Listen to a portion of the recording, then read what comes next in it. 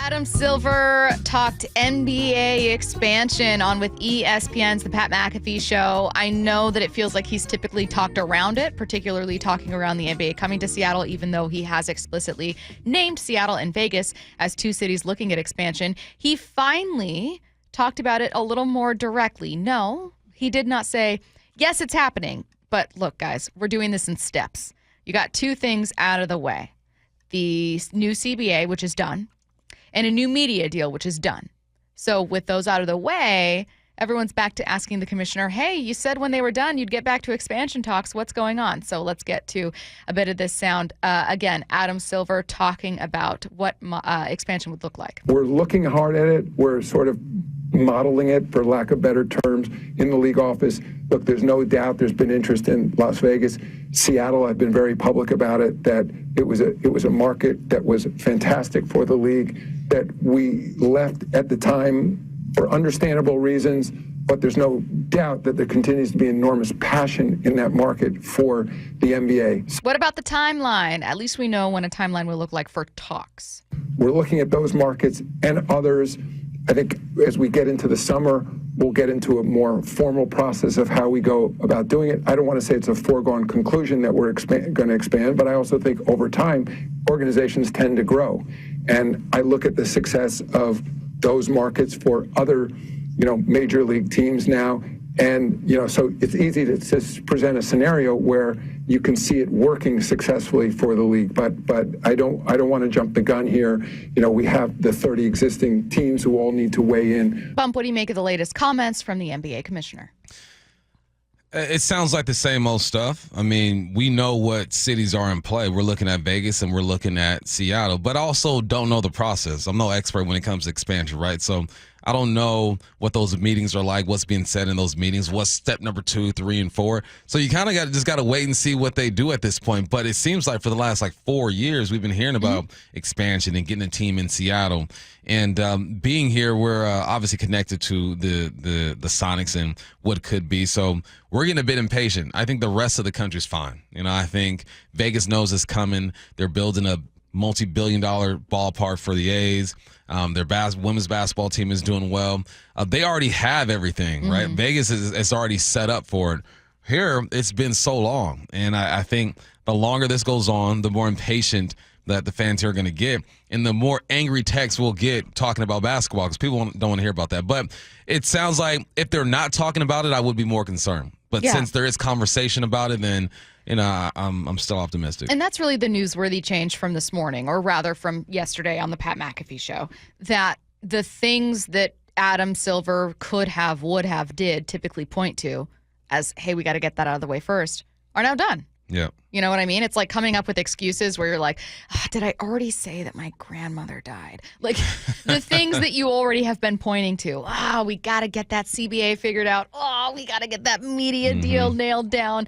That's already out of the way. That's in the rear view. You're running out of things to point to. Right. So what's next with expansion? And this is Adam Silver not admitting, but at least saying, we're not going to have expansion talks every single year because that can be draining and we don't want to make that the focus all the time, but we are going to have them this summer.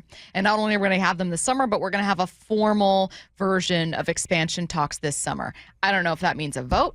I don't know if that means a proposal to expand that then needs to be voted on the following year. I don't know what that means, but we do know that there is a formal process of expansion talks that will happen this summer, and that Seattle is a city that he is openly, and in this interview is openly talking about. I mean, there's nowhere else you should go. If you just look at the amount of players in the NBA that come from this area, if you look at every year the recruiting high school basketball players coming out of this area who go into these Power 4 schools, it's natural that this and the support that you're going to get. I mean, Seattle fans support everything from the rugby team to the Sounders, WNBA, NFL, the Mariners. These fans show up and they support. So it would be foolish of them to not put it out there that Seattle is under consideration because they know the support that they're going to get. But again, it goes back to the conversation. At least they're having these conversations, and he put the word formal in front of it. Okay, I guess that's step number 2. Make it real, because he's been asked these questions, and at least now I feel like they're going to sit in a room at the NBA headquarters, wherever that is, probably New York, and really talk about how to do this rather than should we do this. Yeah. I think if Adam Silver off the record were saying something, he'd probably be like, oh, they really shouldn't have done that, but Yeah. he can't comment on a previous commissioner. Like, I think it's just trying to keep it politically correct in his own answer and non-committal. It's ultimately not his decision, right? It's owners. So I think he's trying to speak very vaguely, intentionally. Yeah, he works for them too. No, it also irked me. I hear you. I thought, like, what do you mean understandable reasons? Horrible reasons. Yeah, no, he has to just straddle the middle. You know, he has to stay neutral in this situation, give the people enough hope to feel like it's possible, but also leave room for the owners to go through their process when it comes to deciding whether to do this or not. Not a foregone conclusion, says the 206, something Adam Silver also says. The NBA has had years to consider expansion. They've done nothing. They're not going to dilute the billion-dollar pot. I've also wondered about the incentive for or against expansion for owners.